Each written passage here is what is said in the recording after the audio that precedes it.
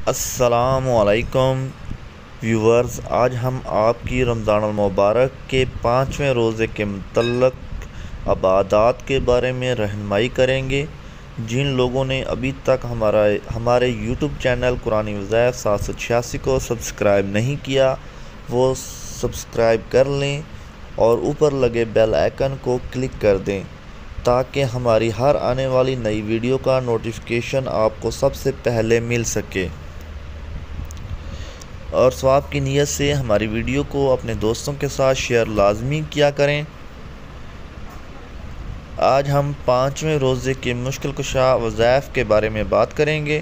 رمضان المبارک کا پہلا عشرہ رحمت ہے، لہٰذا اس عشرے میں آپ جو بھی وظیفہ کریں یہ سوچ کر کریں کہ اللہ کی رحمت مجھ پر بارش کی طرح برس رہی ہے اور میں اس رحمت میں نہا رہا ہوں، اور میں جو وظیفہ کر رہا ہوں میرا کریم رب اس کو سن رہا ہے اور اپنی شان مجھے اس وظیفے کی برکات سے نواز رہا ہے اور میرے مسائل حل ہو رہے ہیں۔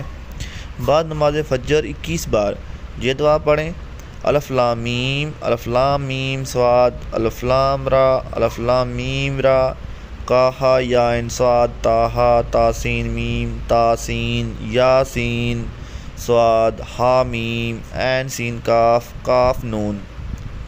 بعد نماز ظہر 41 بار یہ دعا پڑھیں: اللہم انی اسألک انک احد صمد لم تتخذ صاحبۃ ولا ولدا۔ بعد نماز عصر 41 بار یہ دعا پڑھیں: حسبنا اللہ و نعم الوکیل۔